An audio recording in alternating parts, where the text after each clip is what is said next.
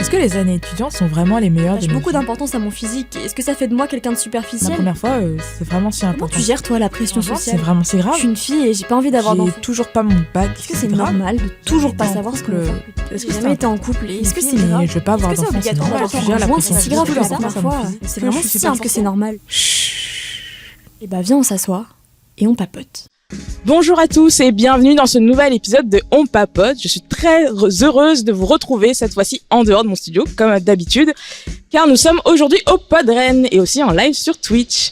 Pour ceux qui ne savent pas, c'est ma 3e année au Podren et là c'est la première année sur scène cette fois-ci. Avant j'étais comme vous dans le public et je suis très contente aujourd'hui de me retrouver sur scène pour parler de mon podcast. Et aujourd'hui, pendant cette petite heure, je suis en compagnie d'Alexandre et de Lake. On va parler du coup dans ce sixième épisode de la saison 4. Donc je suis avec vous deux aujourd'hui pendant cette petite heure. Est-ce que vous pouvez vous présenter, nous dire un peu quelques mots sur votre vie et sur vous? Bonjour à tous, moi je m'appelle Lake, j'ai 24 ans, je suis étudiant en journalisme à l'IEJ de Rennes et donc Annelle m'a invitée aujourd'hui pour parler un peu de mon expérience. Donc voilà, mes passions dans la vie, les jeux vidéo et les requins, voilà. Bonjour, moi je m'appelle Alexandre et je suis un habitué du podcast, du festival, là où j'ai rencontré Anaël. Et dans la vie, je suis développeur web et j'ai moi-même un podcast qui s'appelle Azerty, qui parle de société numérique. Et là, tu nous fais la promo d'Azerty, évidemment. Évidemment, je pouvais pas venir sans faire ma propre promo. T'auras ton moment, Alex, t'inquiète. Et moi, Anaël, du coup, 24 ans, je tiens ce podcast depuis 3 ans maintenant. On va bientôt fêter la 4e année de ce podcast en fin d'année. Et donc, je suis comme Lake, étudiante en journalisme. Je vous avoue que sur scène, là, actuellement, on est un peu stressé. Donc, ça va bafouiller. Voilà, je préfère le dire honnêtement. Donc, pour ceux qui ne connaissent pas, on papote une fois par mois. J'invite, des personnes où je suis toute seule et je parle un peu des thématiques qu'en tant que jeune adulte, on rencontre. Donc on a parlé amour, on a parlé grandir avec Internet, les amitiés, plein de trucs. Et donc aujourd'hui, je me suis dit qu'il serait intéressant de parler d'un sujet que j'ai rencontré là dans ce début d'année, parce que je l'avais expliqué dans le podcast, j'ai fait une reconversion, une réorientation scolaire. Je passe de la com au journalisme et donc du coup j'ai changé d'école et j'ai rencontré pas mal de gens. Et justement, je me suis dit que ce serait intéressant de parler de trouver sa place, une thématique qui est intéressante quand on grandit. Comment est-ce qu'on fait pour trouver sa place, que ce soit dans la société, que ce soit en tant que personne et autres. Et donc, j'ai décidé d'inviter Lake et Alex pour parler un peu de ce sujet-là. On va commencer avec une question qui est très large comme ce sujet. Qu'est-ce que ça veut dire pour vous trouver sa place? Oh, grande question, Alex fait les grands yeux. Pour moi, ça veut dire pas forcément faire partie d'un groupe, mais au moins avoir une ou deux personnes sur lesquelles se raccrocher. Moi, je sais que du coup, en venant à l'IEJ, j'avais cette peur-là où en fait de pas m'entendre avec les gens de ma promo, parce que lors de ma dernière scolarité à une autre école de journalisme, ça s'est mal passé. J'avais pas réussi à créer des liens, donc c'était ça vraiment le plus important.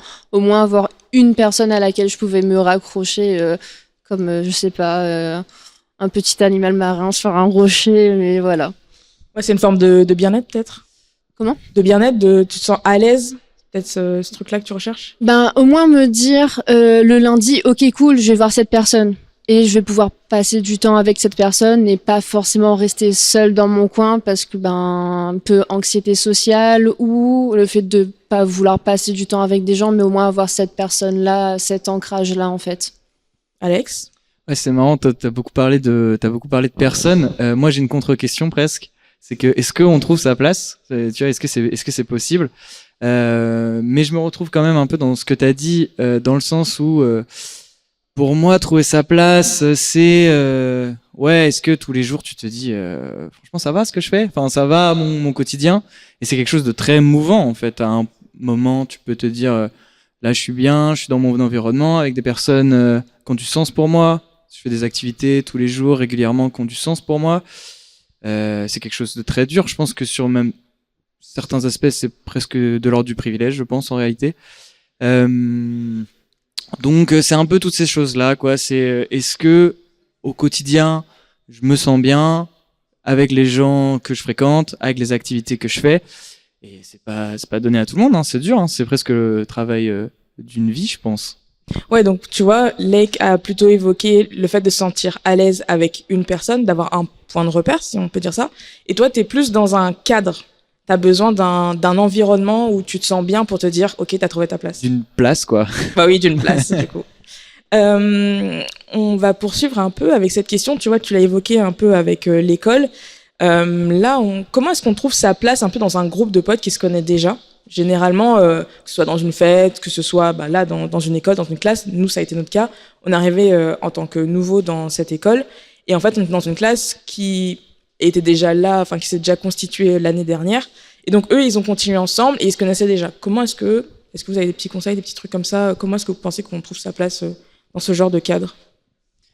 Je dirais déjà de pas essayer de se conformer aux autres ou se dire ah ben tiens je vais faire ci, ça et ça pour qu'on essaye de m'intégrer, déjà garder son originalité, sa personnalité aussi, parce que en fait c'est super compliqué. Enfin oui, on l'avait abordé aussi, où il y a le groupe d'amis qui est déjà établi, donc du coup ça peut être super compliqué. Peut-être prendre un peu de temps pour se dire ok, est-ce que je veux vraiment être avec ces personnes-là? Je sais que pour moi, en tout cas à titre personnel, les valeurs ça joue énormément. Si je dis pas que par exemple je vais pas être amie avec des personnes avec des valeurs contraires, mais j'ai des valeurs auxquelles j'y tiens. Et si ces personnes-là ne les ont pas forcément, ou s'il n'y a pas un minimum de discussion, enfin moi en étant en journalisme, j'adore discuter vraiment. Je suis vraiment très curieux de tout ce qu'il y a autour de moi et tout. Et je me dis si j'ai pas ça, c'est un peu compliqué quoi. Dans un cercle social, c'est super compliqué parce que t'as l'historicité du cercle social, t'as le contexte qui joue beaucoup, je trouve. Tu vois, moi, ça m'est déjà arrivé à un moment où j'avais trouvé ma place, je dirais, quand j'ai fini mon année de licence. J'ai quitté Rennes pour aller ailleurs. Je suis sorti de Rennes en me disant ah mais ça va, mais j'ai le plan en fait. Je comprends comment on trouve facilement sa place. Et j'ai entre guillemets appliqué la même méthode que je pensais fonctionner dans un autre contexte, dans un autre environnement pendant mes années de master, et ça a pas du tout marché. Ça a été un énorme échec. Et je pense pas que c'est les gens forcément avec qui j'étais, avec toutes ces choses-là, mais ça a joué beaucoup. Enfin, mine de rien, j'ai bien compris que le contexte jouait beaucoup. Donc, comment on fait sa place? C'est le classique dans un groupe de potes, c'est le classique rester soi-même. Et en réalité, faut pas se forcer. Faut accepter aussi que la vie t'amène dans des contextes sociaux où ta place tu l'auras pas. Et peut-être faut pas essayer de la trouver parce que c'est peut-être se faire du mal. C'est peut-être comme tu l'as dit, des valeurs qu'on va essayer de taire un petit peu pour se conformer. Je trouve que sur l'aspect social, t'as toujours un peu ce truc de à quel point je trahis mes valeurs pour faire ma place, pour pas être tout seul, parce qu'on a toujours un peu tous peur d'être tout seul. Enfin, c'est des questions compliquées. Et ben justement, tu vois, vous avez évoqué tous les deux des valeurs, des principes et tout. Moi, ça me fait penser surtout à l'époque du collège-lycée, qui est pas forcément la meilleure période pour tout le monde. Mais du coup, on avait un peu ce truc de, on va dire, le groupe des populaires. Et ce moment-là où on commence à interagir avec, on va dire, cette élite sociale, scolaire, un truc comme ça, avec beaucoup de guillemets. Les gens cool. Ouais, les gens cool, tu vois. Les gens qui fument un peu derrière, mais on ne dira rien. Justement, quand on interagit avec ces personnes-là, on a un peu cette impression qu'il faut jouer un rôle. Est-ce que là, on a aussi ce truc-là pour se dire, ok, en fait, pour que je puisse être accepté par ce groupe social, il faut qu'en fait, je sois à peu près comme eux.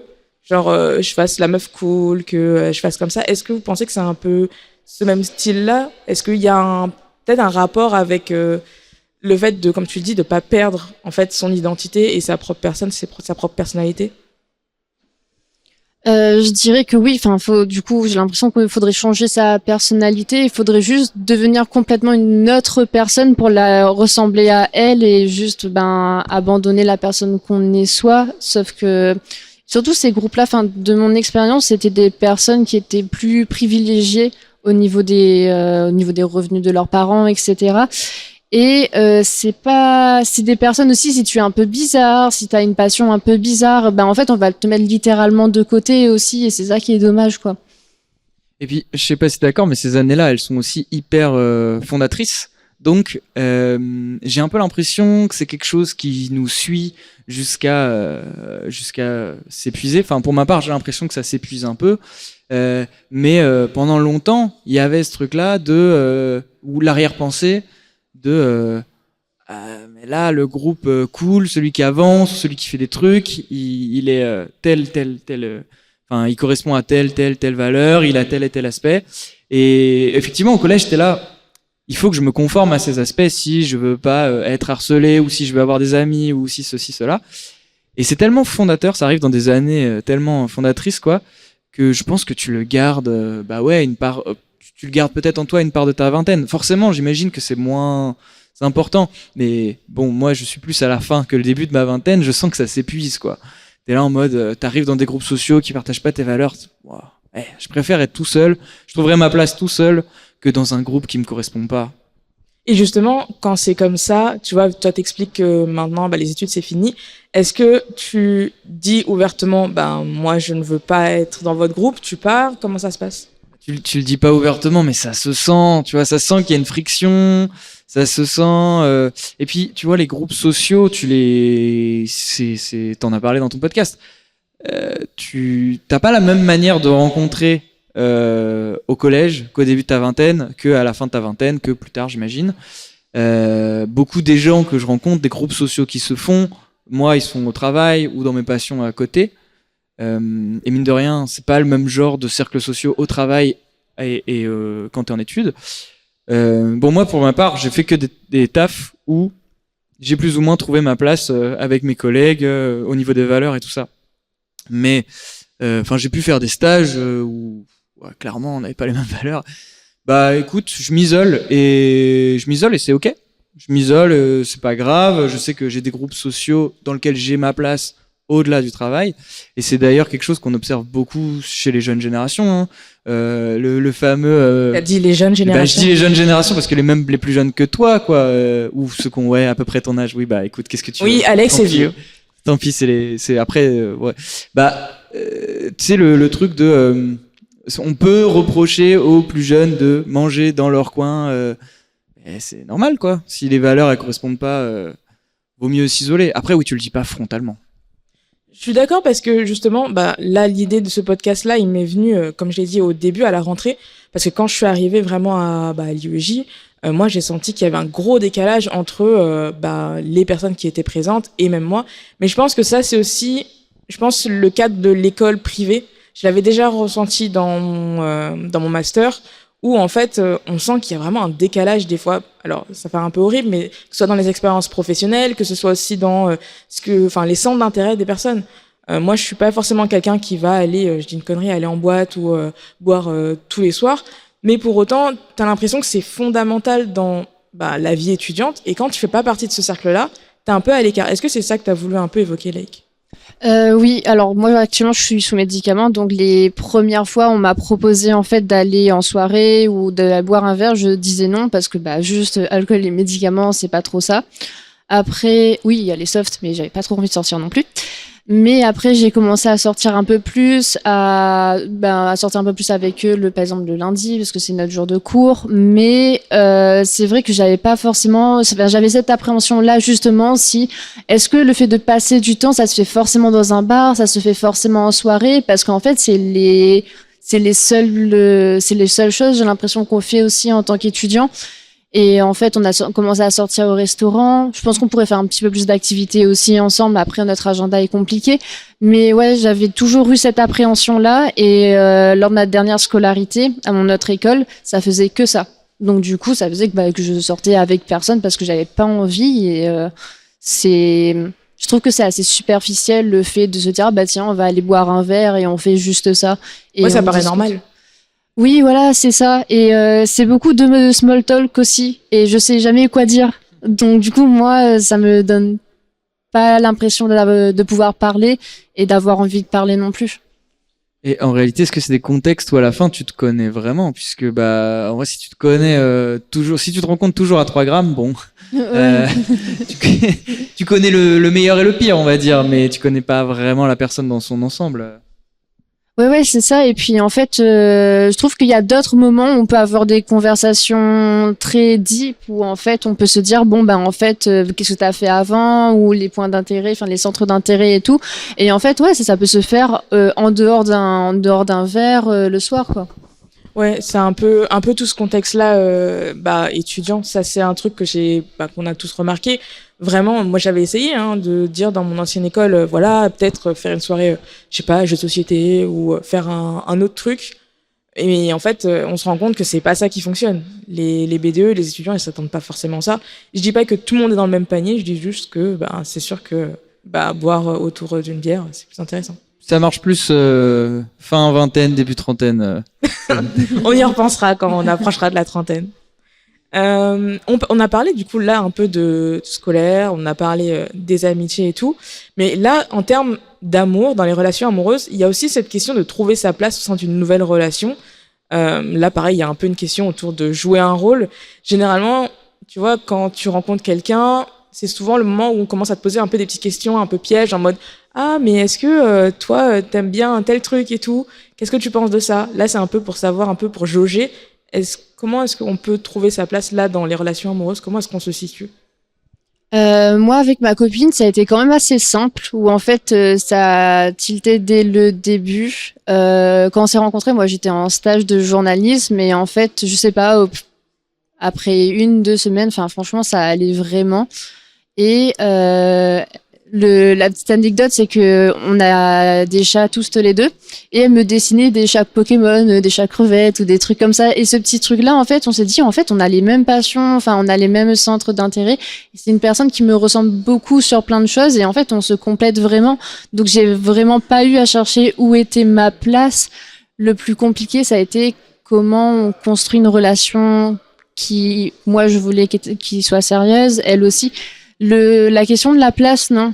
Que ce soit en amour ou en amitié, les deux personnes sur lesquelles je manque beaucoup, la place que j'ai, je me suis jamais posé la question. Ça a été très facile, au contraire.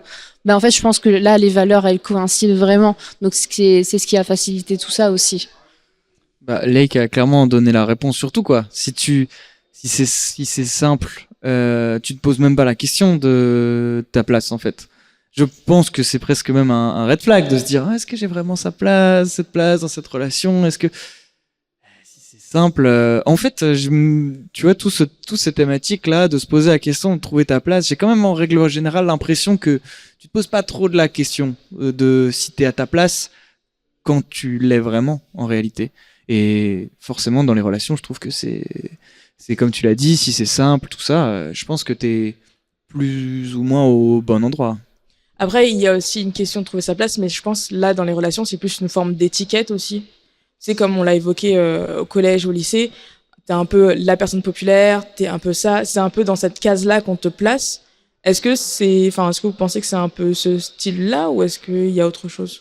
Non, je pense qu'en termes de relations, alors plus amoureuse pour le coup, il y a une forme de dynamisme entre les deux personnes d'un couple. Donc il y a une personne qui va prendre un peu plus en charge, l'autre ça va vraiment être un partage en fait dans la relation. J'ai pas l'impression qu'on se mette des étiquettes ou autre. C'est vraiment, en tout cas moi je le vois, c'est vraiment un dynamisme entre ça en fait. Alors j'ai rien à rajouter, t'as tout dit. N'hésitez pas si dans le public vous avez des questions, c'est toujours bien de pouvoir faire interagir tout le monde, même sur Twitch. Donc on l'a évoqué là, que ce soit dans les relations ou autres, mais là en tant qu'individu, tu vois, on en a un peu parlé nous Lake en cours et tout, justement quand je te disais que j'étais en train d'écrire cet épisode-là. Est-ce que vous pensez qu'en tant qu'individu vous avez trouvé votre place, que ce soit dans la société ou même là, en tant que personne dans ta propre vie, tu vois? Je pense que je trouverai jamais ma place à part avec ma meilleure amie et ma copine. C'est vraiment là en fait où je me sens vraiment moi-même complètement. Malheureusement dans des groupes d'amis, groupes de classe et tout, tu dois faire certaines concessions. Tu peux répéter la question parce que je me suis perdue dans ma pensée.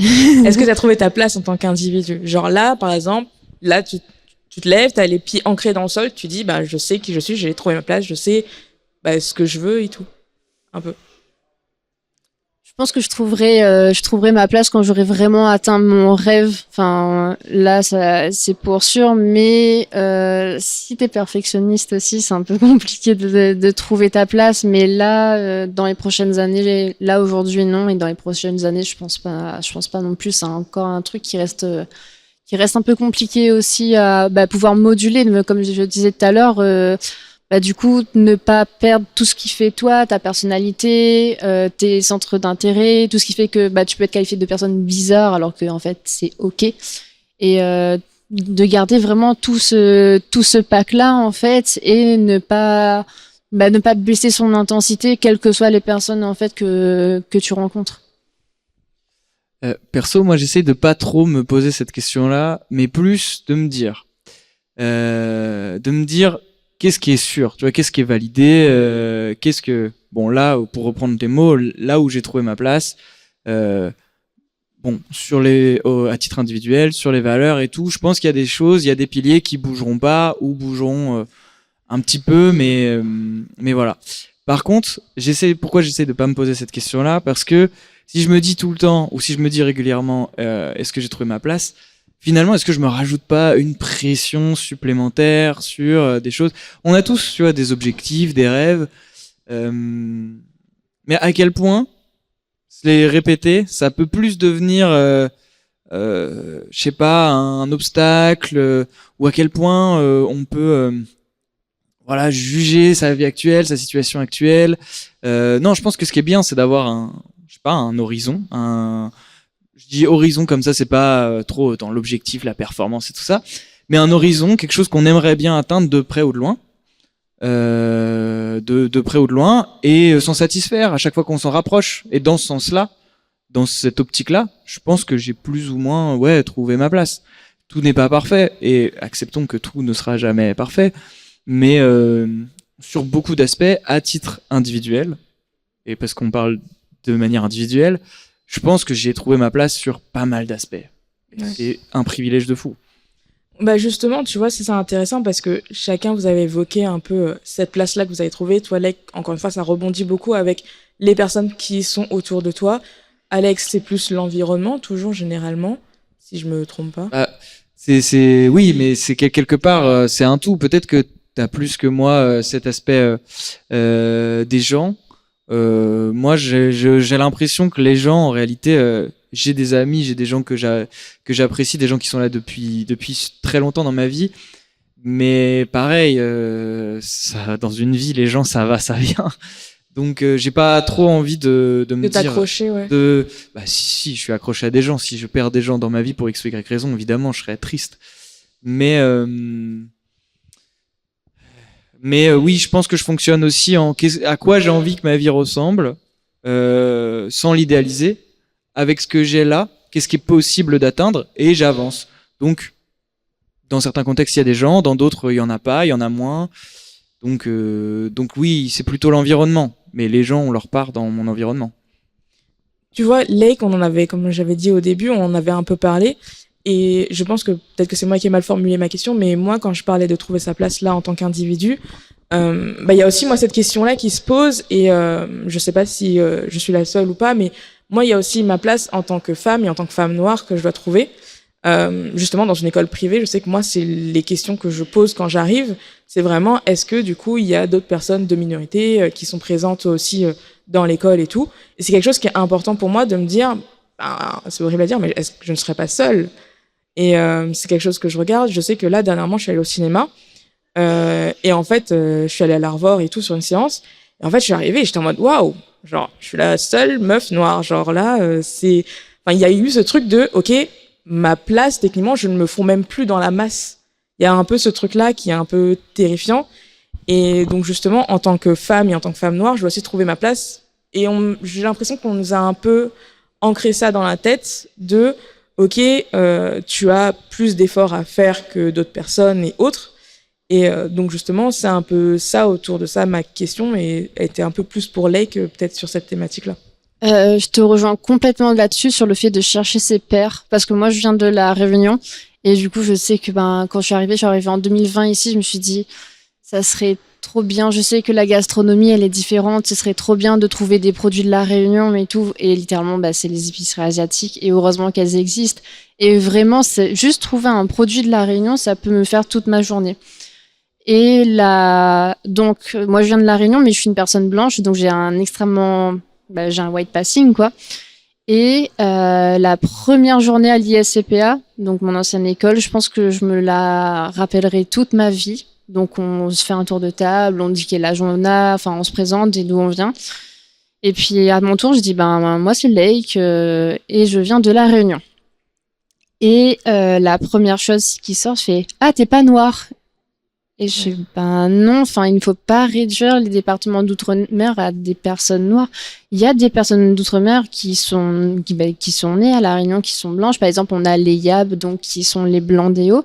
Et en fait, il y avait aussi ce truc-là. Tu viens de La Réunion, c'est incroyable, c'est paradisiaque. Il y a entre 38 et 40% de taux de pauvreté. Et on voit vraiment ça, en fait, de ce prisme-là. Et du coup, j'ai arrêté de dire que je venais de La Réunion.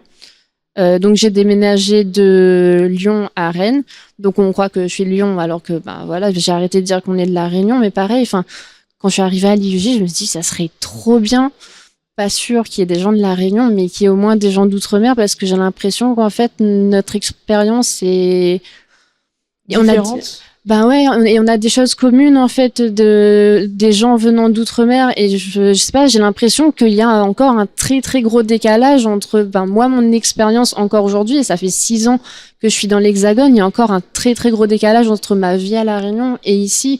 Et ça, en fait, je peux en parler avec des gens comme avec toi ou avec d'autres personnes qui justement l'ont vécu aussi, et ça c'est rassurant aussi, je trouve. Tu voulais rebondir, Alex? Je sais pas. Donc moi j'ai rien à dire là-dessus, hein. Vraiment pas. Tu vois, là, je trouve que c'est intéressant parce que t'as évoqué, on cherche un peu nos pairs. C'est aussi cette question-là de place, tu vois. Là, on l'a évoqué beaucoup dans les valeurs, dans tout ça. On cherche des gens qui nous ressemblent pour nous sentir à l'aise. Donc on a vraiment une question de bien-être. Et là, on rebondit un peu sur cette question-là qui est, est-ce que finalement trouver sa place, c'est peut-être pas rechercher aussi une forme de validation des autres?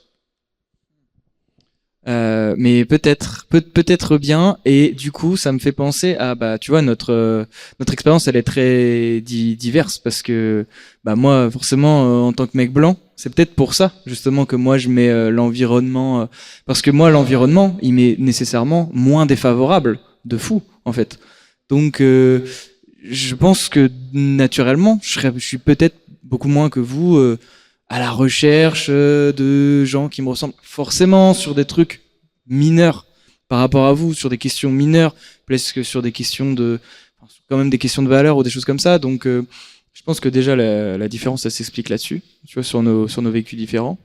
Mais oui, une certaine validation des autres. En fait, moi, de base, j'arrive avec une validation plus facile que vous, très probablement. Après, c'est pas forcément une question de validation de la société, c'est même une question de validation des autres. C'est-à-dire que tu vas entrer... Les autres, c'est la société. Oui. Mais tu vois, genre en mode, tu vas arriver et tu vas te dire, ok, faut que je me fasse valider par, je sais pas, les personnes de ce groupe, par rapport à mes centres d'intérêt, par rapport à tout ça. Je sais pas si, Lake, toi, t'as eu...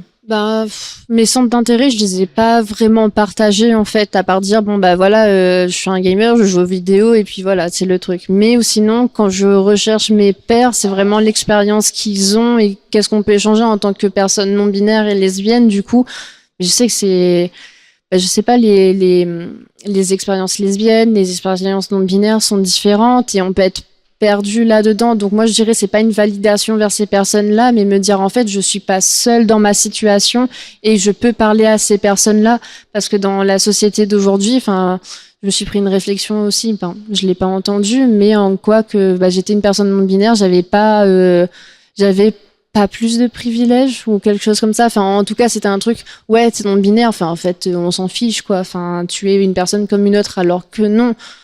Je me fais mégenrer, on n'utilise pas le bon prénom, il y a tout ça aussi qui rentre en compte. Donc je sais que de toute façon il y a des personnes qui me valideront pas, donc ça tant pis, je m'en fiche un peu, mais je cherche vraiment des gens qui seront là, qui font ok, j'ai vu ça pour toi, tiens, je te l'envoie sur des expériences non binaires, ou littéralement des modèles, enfin des acteurs, des actrices non binaires. Par exemple, dans Grey's Anatomy, il y a une médecin qui l'est, et quand je l'ai vue, je me suis dit mais incroyable, enfin une personne et qui fait parler d'elle aussi et qui est mise en avant, et ça c'est vraiment bien. Mais je sais que il y a des séries, elles sont vraiment nulles, et je recherche vraiment juste pour un modèle. Pardon, j'ai un peu divergé un peu, mais ouais, moi c'est vraiment le partage d'expérience que je recherche chez les gens.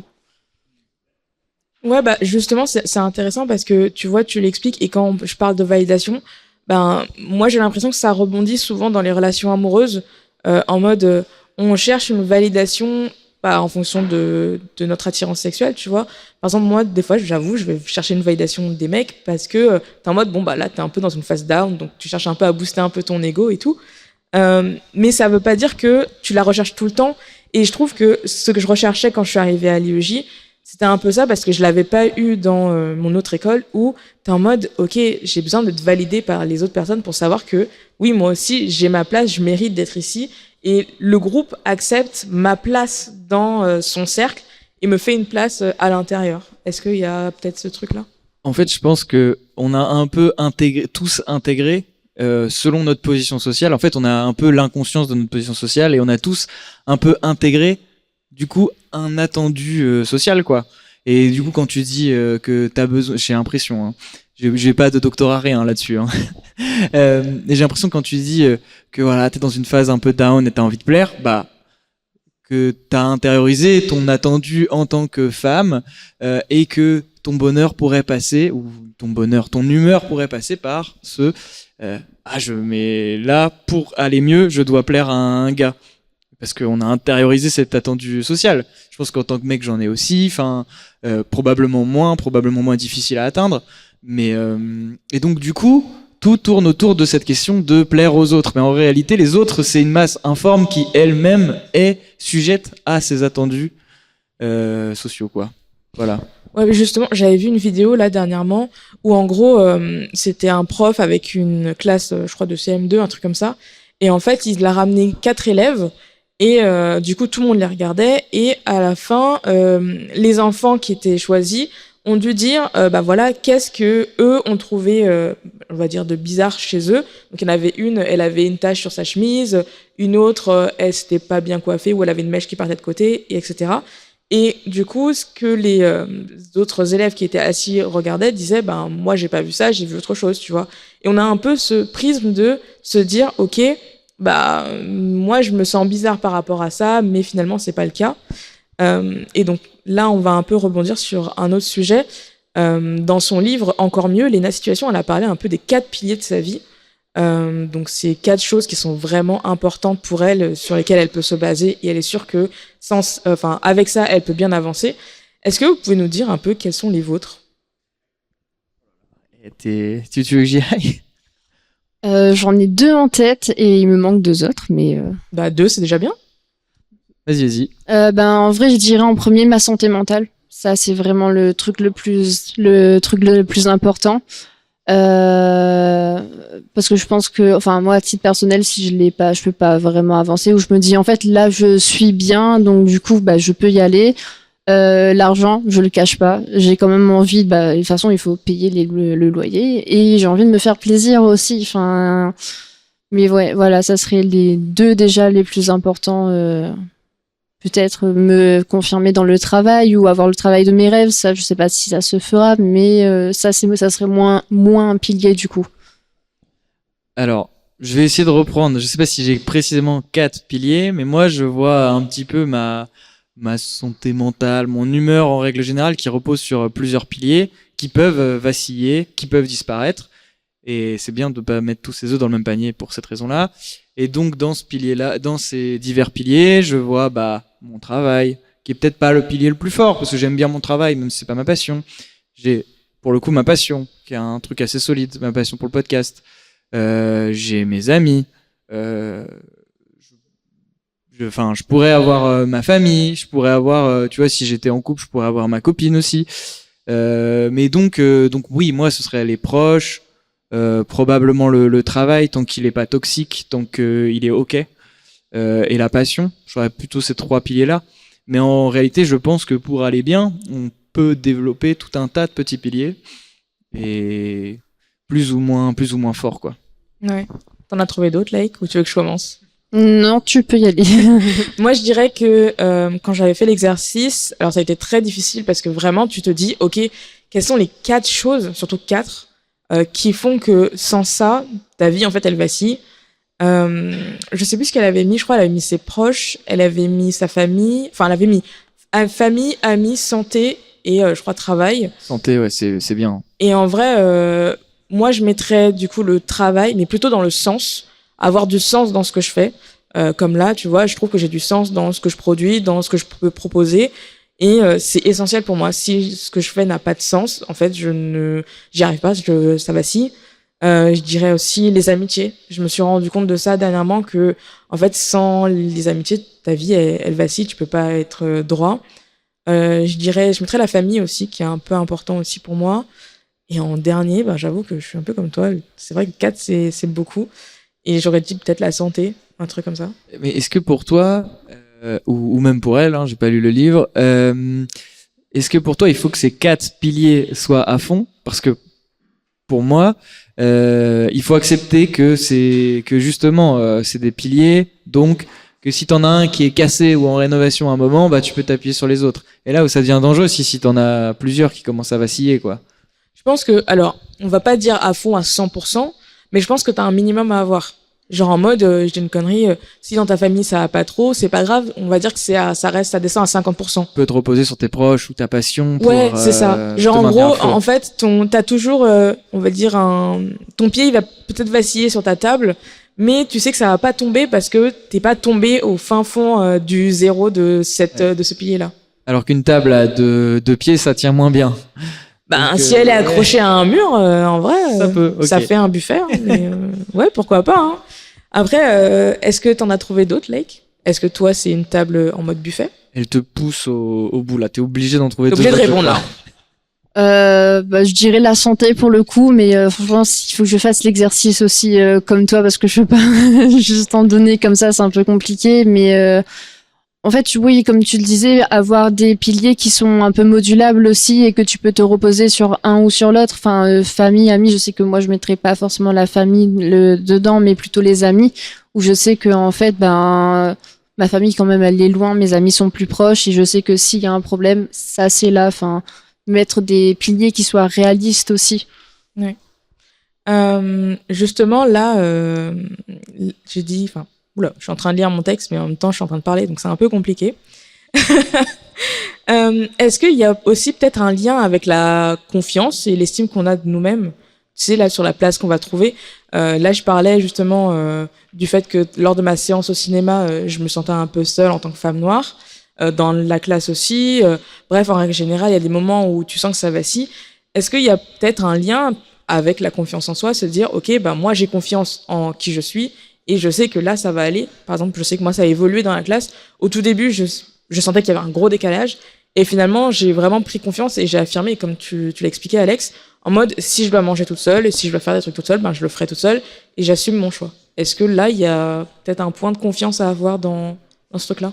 Oui, je pense que la confiance et l'estime de soi, c'est totalement, enfin, ça repose vraiment là-dessus. Oui, quand tu te dis, finalement, je sais pas si je peux passer du temps avec eux, ou en fait, si je me sens pas intégrée, ou si je fais pas partie du groupe, ok, c'est pas grave, je vais manger seule de mon côté. Enfin, c'est comme les gens qui vont manger seuls au restaurant ou seuls au cinéma. Enfin, je l'ai essayé une fois, c'est compliqué. T'as déjà fait?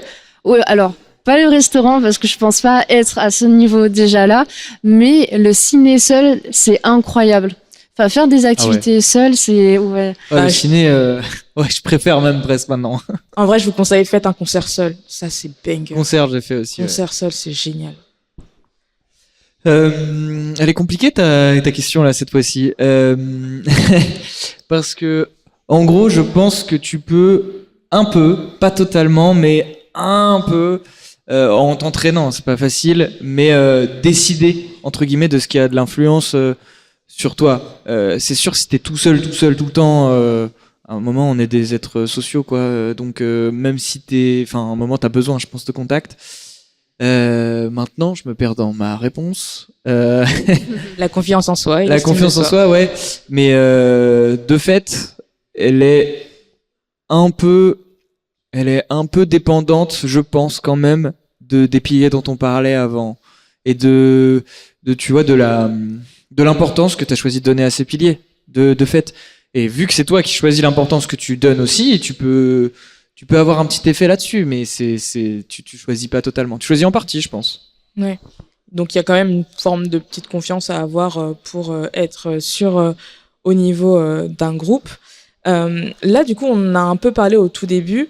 Est-ce que vous pensez que alors ça va être horrible un peu comme question, mais est-ce que notre rang dans l'entreprise nous oblige à avoir une place bien précise? Parce que parfois on parle un peu du stagiaire en mode ouais, le stagiaire il doit faire le café, il doit faire ça.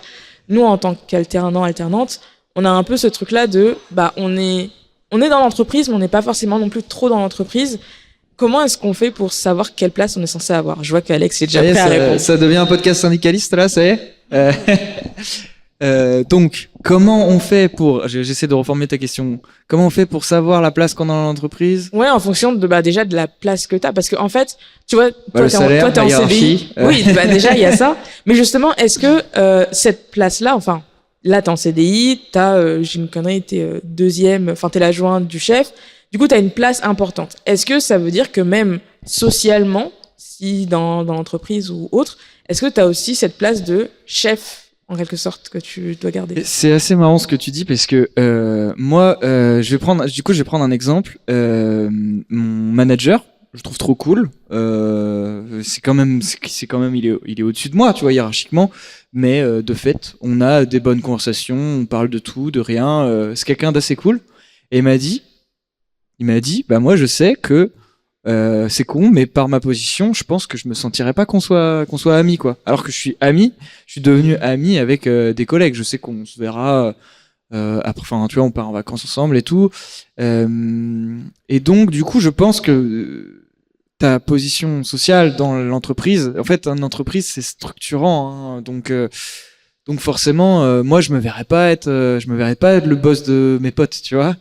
Parce que ça aura quand même une implication dans. T'as quand même en fait, t'as cette petite friction. Quoi qu'il arrive, t'as du rapport humain. Donc, je pense que oui, ça a nécessairement un impact. Enfin, tu vois, les personnes avec qui je suis le plus proche, moi, dans ma boîte, ceux qui sont devenus mes potes, on a la même position dans la boîte. Et pourtant, on parle, comme je te dis, de tout et de rien avec mon manager, mais je pense que lui, il a ce blocage-là, et moi, je l'ai un peu aussi, mine de rien, sans le vouloir.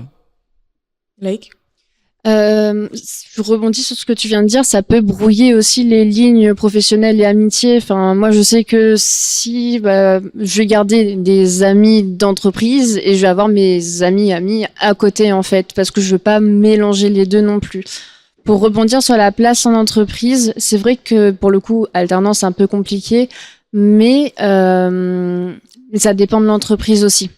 Parce que y a des entreprises qui intègrent mieux les alternants, qui sait que en fait ils sont pas juste là pour faire le travail, il y a besoin d'avoir une expérience et tout.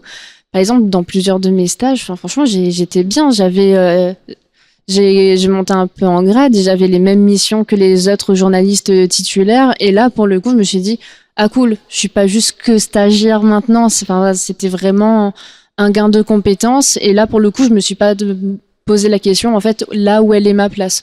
Pour le coup, moi, je dirais que ça dépend vraiment des entreprises. Et puis, tu vois, t'as aussi ça dépend aussi du rapport que toi, t'as avec l'entreprise. Moi, je sais que je suis plutôt dans une boîte que j'aime bien, avec des valeurs qu'on partage, mais ma manière dont je vis l'entreprise, c'est quand je passe la porte, je passe la porte. Ma vie, le Alex entreprise, ce n'est plus le Alex entreprise, quoi. Et il y a des personnes pour qui, et je comprends totalement ton point de vue de séparer et tout, mais parce que j'étais pareil, mais des fois, tu tombes sur des gens bien et tu choisis pas trop.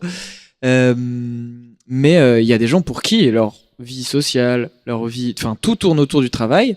C'est pas un choix que j'ai envie de critiquer, mais c'est un choix que je peux trouver compliqué selon, tu vois, ce rapport toujours de friction. Parce que si quelqu'un avec qui tu travailles fait quelque chose qui te déplaît ou qui Enfin, tu vois, c'est un rapport bizarre, hein, les rapports humains en entreprise, hein, mine de rien. Ouais, je vois ce que tu veux dire et c'est très intéressant. Après, moi, je trouve dans la mienne, dans toutes les entreprises que j'ai eues, j'ai jamais été réduite à l'alternante. J'ai pas fait de stage, mais voilà, à ça. Et j'ai toujours eu une place aussi importante que les autres salariés. Et c'est intéressant de pouvoir en parler et d'évoquer ça surtout. Justement, moi, j'arrive un peu avec la dernière question parce qu'on va bientôt conclure. Ça, c'était sous ton conseil, tiens, Alex. Est-ce que vous avez peut-être une petite reco culturelle à nous proposer en termes... il propose le conseil et finalement, il a rien. C'est bon, j'ai trouvé. Lake, tu veux peut-être commencer? Un truc à nous recommander ou je le laisse vu que... Bah oui, vas-y, commence, Alex. Je vais recommander le podcast Slime sur Radio Campus Paris, un podcast qui parle de comédie musicale et qui s'adresse pas forcément à ceux qui aiment beaucoup, mais pour comprendre l'univers. Moi, j'ai appris beaucoup de choses sur un univers qui ne me parle pas du tout. C'est un super podcast, je vous conseille, Radio Campus Paris, le podcast Slime. Lake? Moi, du coup, ça serait une série, c'est Abbott Elementary. C'est sur Disney+, donc ça suit des professeurs à Philadelphie, aux États-Unis, donc de l'école publique, et ça montre vraiment leur grosse galère, donc c'est aussi une comédie. Mais comment ils se débrouillent, et c'est une série quand même assez légère, mais très politique. Et j'arrive pas à m'en détacher là depuis quelques jours, donc voilà, je la conseille vraiment. Et moi, j'avoue que je conseillerais la série Shrinking. Ça, c'est une super série, vraiment. Je crois que c'est la fin de la série d'ailleurs. C'est très triste. Avec un acteur que j'aime beaucoup, que j'avais connu dans How I Met Your Mother, pour les plus vieux qui sont présents ici. Dit-elle du haut de ses 24 ans? Oui. Et qui est une très bonne série, du coup. Shrinking, qui parle d'un psy qui vit un deuil. Et justement, on va parler de tout ça. On aborde pas mal de thématiques qui sont très, très intéressantes. Et surtout, cette fois-ci, pas autour des jeunes, mais autour des adultes. Comment est-ce qu'en tant qu'adulte, on fait pour accepter le deuil, surtout que là, c'était le deuil de sa femme et tout. Et donc, grandir avec ça. Comment est-ce qu'on fait pour avancer et autres. Est-ce que vous avez peut-être un dernier mot à dire avant qu'on conclue cette émission? Un truc. Moi, la conclusion que j'ai, c'est un peu ce que j'ai déjà dit au début, c'est que faut pas se mettre la pression de trouver sa place. Enfin, à titre personnel, voir un horizon à atteindre et être content déjà de s'en rapprocher, c'est déjà immense. Puisque essayer à tout prix de trouver sa place, c'est un coup à se mettre trop de pression et finalement jamais y arriver, donc être tout le temps malheureux en fait. Moi, je dirais déjà de se connaître soi-même. Et ensuite, si on voit que l'intégration doit forcément se faire, ne pas se perdre en chemin. Et que, en fait, c'est bien d'être seul aussi, parfois. Ouais, t'as raison. Parce que des fois, être seul, c'est plutôt la meilleure option qu'on peut avoir quand on se sent pas forcément à l'aise dans un groupe. Et en tout cas, je vous remercie à vous deux d'être venus pour, du coup, ce podcast en direct. Merci à vous d'être venus aussi, le public, les gens sur Twitch, d'avoir écouté ce nouvel épisode de On Papote. Et puis, on est quand même avec quelqu'un qui a un podcast sur scène, Azerty, monsieur Alexandre. Ouais, mais j'ai déjà fait ma pub. Mais oui, j'ai un podcast depuis 4 saisons qui s'appelle Azerty, qui s'interroge à on se pose la question ce que le numérique dit de nous.